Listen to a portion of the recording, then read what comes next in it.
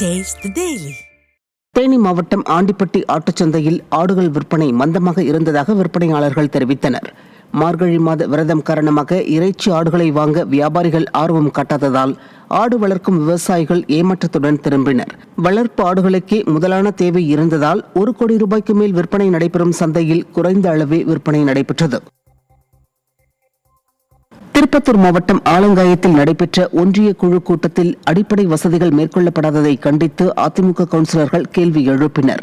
வட்டார வளர்ச்சி அலுவலகத்தில் நடைபெற்ற கூட்டத்தில் அதிமுக உள்ளிட்ட கட்சிகளை சேர்ந்த கவுன்சிலர்கள் குடிநீர், மின்விளக்கு, இலவச வீடுகள் உள்ளிட்ட அடிப்படை வசதிகள் செய்து தரப்படாததை கண்டித்து கேள்வி எழுப்பினர். கடந்த 6 மாதங்களில் பல கோரிக்கைகள் முன்வைக்கப்பட்டும் தீர்வு எட்டப்படாத நிலையில் திமுக கவுன்சிலர் கோரிக்கை மனுக்கள் குப்பையில் எரியப்படுகிறதா, நிதி எதற்கு பயன்படுத்தப்படுகிறது என ஆவேசமாக கேள்வி எழுப்பினார். திமுகவினரை குறை சொல்லும் அளவிற்கு ஸ்டாலின் அரசின் நிர்வாக சீர்கேடு உள்ளதாக குற்றச்சாட்டு எழுந்துள்ளது. ஸ்டாலினின் உள்ளாட்சியில் நல்லாட்சி என்பதெல்லாம் வெற்றி நாடகம் என உள்ளாட்சி பிரதிநிதிகள் ஆவேசமடைந்தனர். திருப்பத்தூர் மாவட்டம் ஆலங்காயம் பகுதியில் உள்ள தர்காவில் 2026 சட்டமன்ற தேர்தலில் கழக பொதுச் செயலாளர் எடப்பாடி கே பழனிசாமி முதலமைச்சராக வேண்டி அதிமுக சட்டமன்ற உறுப்பினர் செந்தில்குமார் இஸ்லாமிய மக்களோடு கூட்டு பிரார்த்தனையில் ஈடுபட்டார். இதனையடுத்து அப்பகுதி மக்களின் குறைகளை கேட்டறிந்து அப்பகுதியில் மழைநீர் தேங்காத வண்ணம் பவர் பிளாக் சாலை அமைக்கும் பணிக்கான பூமி பூஜையை தொடங்கி வைத்தார். மேலும் தர்காவிற்கு சுற்றுச்சுவர் அமைத்து தருவதாக உறுதியளித்தார். இந்நிகழ்வின் போது கழக நிர்வாகிகள் பலர் உடனிருந்தனர். செங்கல்பட்டு மாவட்டம் மதுராந்தகம் ஏரியிலிருந்து உபரி நீர் செல்லும் கிளியாற்றில் அடித்துச் செல்லப்பட்ட மாணவனின் குடும்பத்திற்கு அதிமுக சட்டமன்ற உறுப்பினர் மரகதம் குமரவேல் நேரில் சென்று ஆறுதல் தெரிவித்தார்.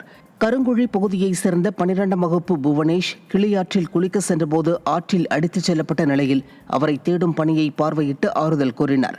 அப்போது கழக நிர்வாகிகள் உடனிருந்தனர்.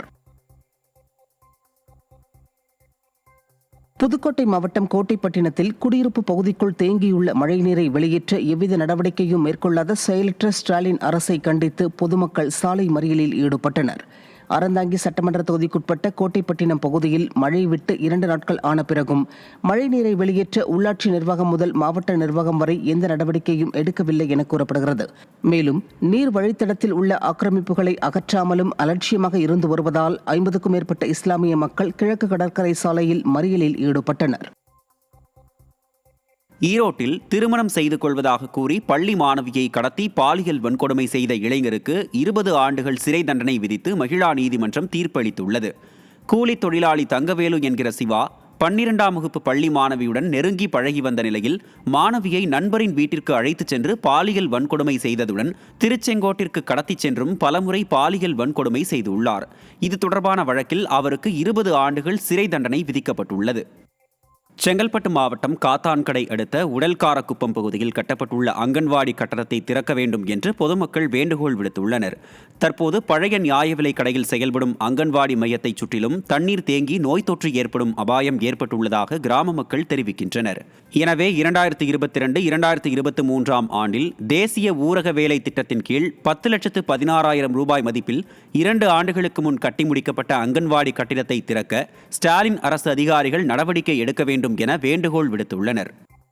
விருதுநகர் மாவட்டம் ராஜபாளையம் சமூக நலத்துறை அலுவலர் லஞ்சம் வாங்கும் காட்சி வெளியாகி பரபரப்பை ஏற்படுத்தியுள்ளது.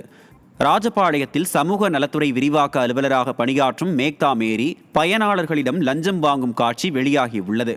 அரசின் உதவியை நாடி வரும் ஏழை எளிய மக்களிடமிருந்து அரசு அதிகாரிகளே பண வேட்டையில் ஈடுபடுவது மக்களிடையே அதிருப்தியை ஏற்படுத்தியுள்ளது.